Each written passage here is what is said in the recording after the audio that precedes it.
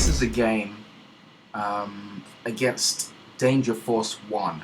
I came across him online and liked his profile picture and thought I'd like to kick that guy in the teeth. And I begin that thrashing with knight to f3. He responds with b6. This is slightly irregular, I think, but then again he's going to fianchetto his bishop on the get-go, and maybe this is not a crazy idea. Maybe he fianchettos his bishop and then castles queenside at some point and creates this whole another dimension. Who knows? I pretty much do the same thing, fianchetto, so I'm going with the whole ready idea. Fianchettos his bishop, I fianchetto my bishop. Then he moves d6, pawn to d6, and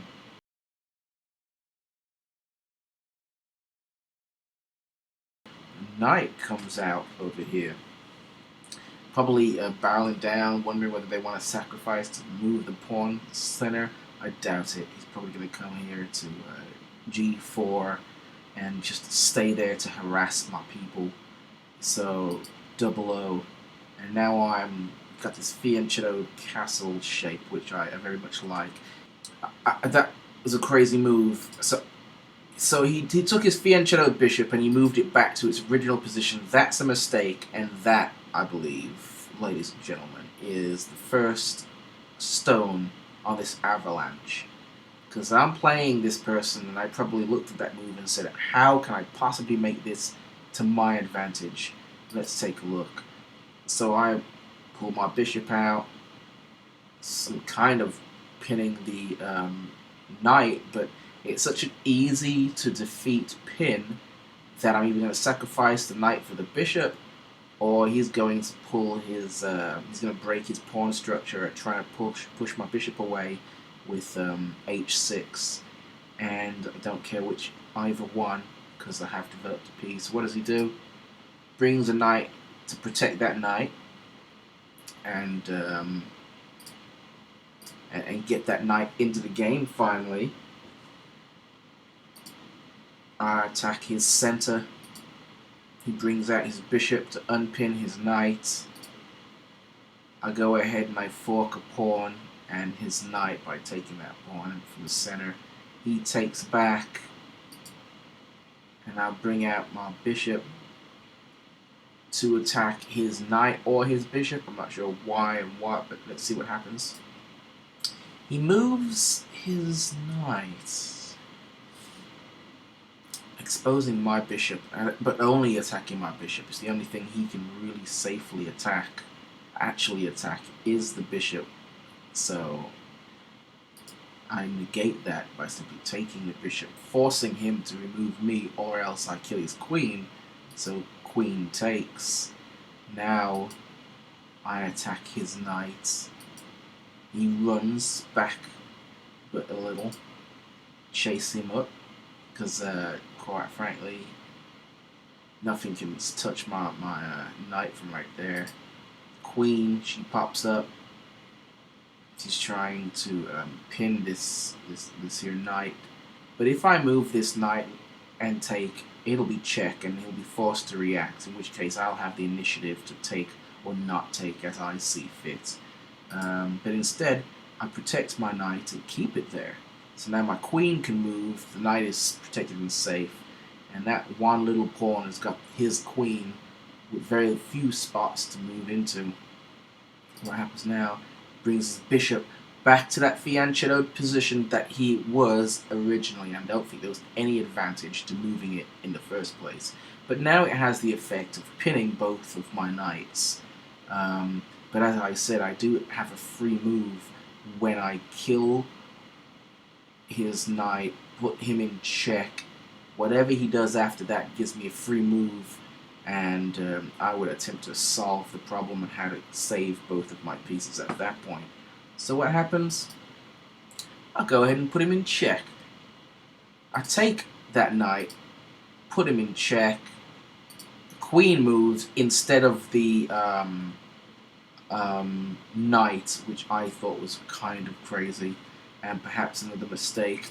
So I put him in check as I've been threatening to the whole time. And of course the pawn takes. I take his queen, forcing him to take me since he's in check and can't do anything else. So the king takes. No castle and concepts for him. I pull my rook into the game now. And for a quick moment, I've got 2 rooks and a knight. He's got 2 rooks and a bishop. I've got 3 pawns here on this side. He's got 3 pawns on this side. On this side, he's up a pawn, but one of his pawn stacks is doubled. So pretty much his pawns are kind of isolated. And he's still got that bishop on the fianchetto. My knight right now is ready to drop. There's nothing that can stop that from happening except that he's in check. So as the king moves, my king moves to protect the knight that was fallen previously. He attacks it. Just move away. He moves forwards. Oh, what happened there? He moves forwards.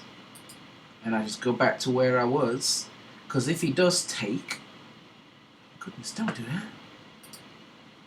Because if he does take here on f2, my rook just takes him back. If he moves to e2, then I'm a little more screwed. And he goes to e2. And he's basically threatening queen at the very same time. He's going to kill one or the other. And nothing can kill him right now. This looks like a lost game at this point. If he gets that queen, I'm losing a rook to a damn pawn. And he'll have both of his rooks and his bishop, still pinning my knight to my king. Feels like a losing position. So...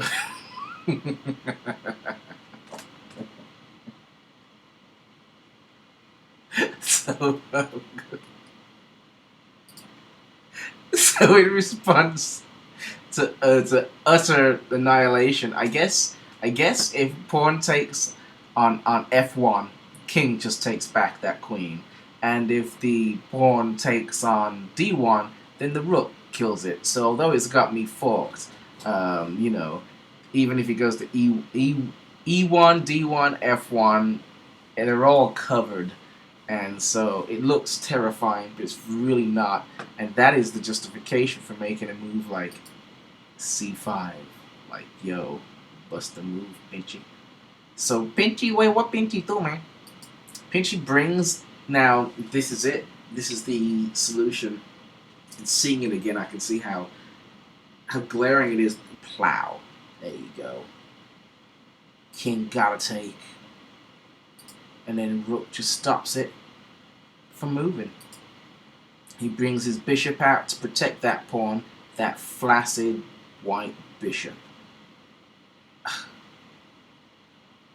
And now my pawn, a stupid pawn move that I made earlier, I just take his pawn. It's like, there's no logic to that. Okay, but now he takes back. He's got 2 pawns on that side, I've got 2 pawns on this side. His bishop is occupied by protecting his passed pawn, his e2 pawn. However, he's blocking in his rook. His king and his bishop is blocking in that rook. And my knight is now free to move. And maybe I'll get my king back into a black square so to be free of the manipulations of the white bishop. Of course, my knight being free takes a run. Now, the thing to know about knights, I've learned, is that when he's on white, he will be attacking black, which means his next move is on black. And once he is on white and moved to black, he is attacking white again. And so the knight attacks the color it's on opposite. But don't think of the knight as in where is he now, where does he move? But where is he now, where does he move, and where does he move from there? And that's the power of the knight. It's like an octopus. I'm very centralized to this board. I've got, literally, I can kill this, it's an octagon shape or whatever. I can kill this pawn. I can go here to e2, f3, f5, e6, c6, b5, b3, and c2. There's 8 positions that this knight can move into. And it's not about where he is now, but where is he attacking when he's where. And so I can put the black king in check right here and simply begin harassing him. At some point, figure out a way to budge this here bishop. So if I move my knight here to c6, I can then, after the black king moves out of check, I can move to b4, attacking that bishop. Who knows what the bishop will do, but this harassment, this constant harassment right there. So from right in this one position, you can see, even from back here, you should be able to figure out where he's going to be next and what he's going to do after that. That's when the true power of a knight is really unleashed. And what happens here, the king sees this happening and moves, and it is about that time that the king becomes an attacking piece and not just a passive coward shuddering in the corner. I move my pawn to b4 in an obvious attempt to attack that bishop. The bishop sees that and moves right close to his quarry, which is great. He's still protecting that pawn. He's attacking this passed pawn, this dropped pawn on a2 here. What happens? Knight takes that pawn. Bishop revenge kills in a fit of rage. Rook revenge kills. And now we've got a strangely tied game where I thought I was kicking his ass, but not really. I've got 2 pawns on this side.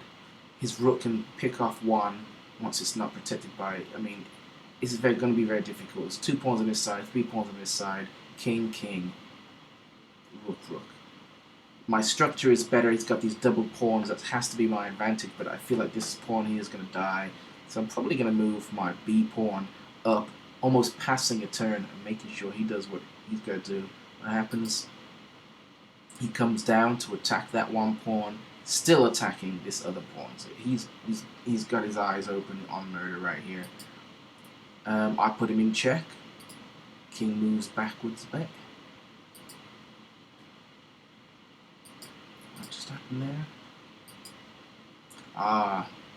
Yeah, after the king moves, I take that pawn out of his reach for now. So he attacks it from behind. And I think I remember now vaguely at this point feeling as though perhaps I had lost. I knew these 2 pawns on the A and the B file were pretty much lost, which made me feel I was 2 pawns behind, and I couldn't figure out a way to exploit his doubled pawns in the F file.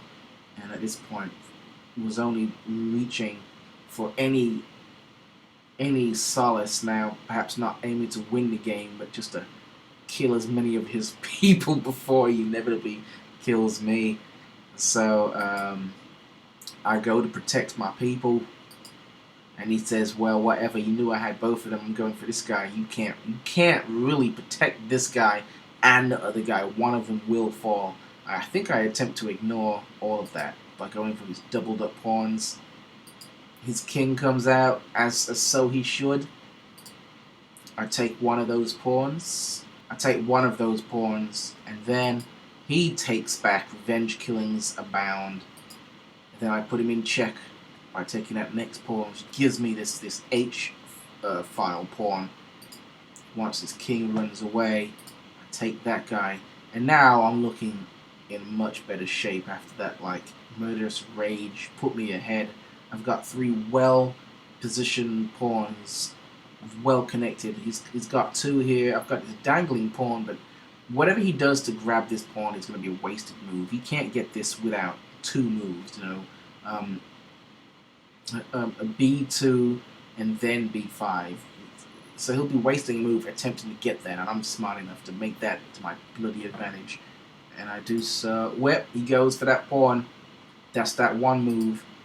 And I start chasing that queen down H file. Takes that pawn, and I keep running. I guess I'm banking now by getting that pawn down to queen. He comes right up to its face. He dare not take it lest he loses it. And I've got a rook and 2 pawns, and he'll have a king and 2 pawns. So I attack that rook as his only right, and he does some weird move which neither really attacks nor makes a difference. So I guess I'm just gonna push. He starts his push now with a double jump on the B file. And now I remember the plan emerging in my head. No matter where he goes, I am able in this position to put him in check one more time, even if it is to sacrifice the rook. If he goes to D7, B7, or A7, the rook can put him in check one more time and snag a move. The only place he's going to be free is if he goes to C6 somehow.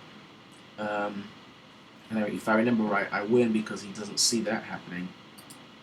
He does move to B7. I push, as is the plan. Now I've pushed.